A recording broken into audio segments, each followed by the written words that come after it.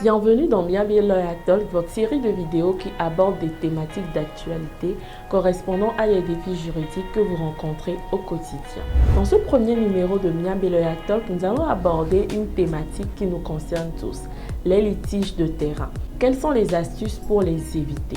Je partage avec vous 3 principales astuces pour pouvoir éviter les litiges fonciers. Elles correspondent à des astuces que nous appliquons dans une méthode unique que nous utilisons au cabinet.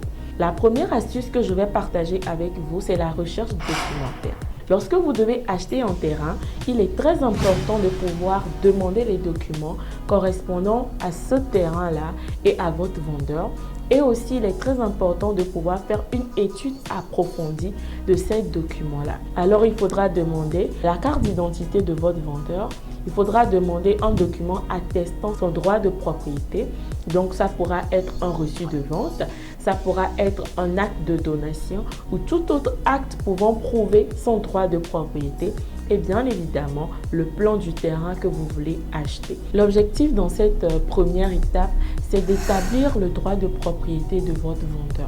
Donc, il faudra vérifier que les noms sur les reçus, sur les actes établissant le droit de propriété, ainsi que sur les plans correspondent les uns aux autres. C'est la première astuce que je partage avec vous. La deuxième astuce, c'est la recherche cadastrale. Donc, au cours de la recherche cadastrale, vous devez vérifier que les éléments que vous avez eus au cours de la recherche documentaire correspondent aux éléments qui se retrouvent auprès du cadastre du pays dans lequel vous allez acquérir le bien. Donc, aujourd'hui, c'est également l'occasion de féliciter les établissements publics du Togo qui font un effort d'informatisation des données topographiques au Togo, et donc aujourd'hui il est beaucoup plus facile pour nous de pouvoir établir la légalité des informations que les vendeurs fournissent à des acheteurs.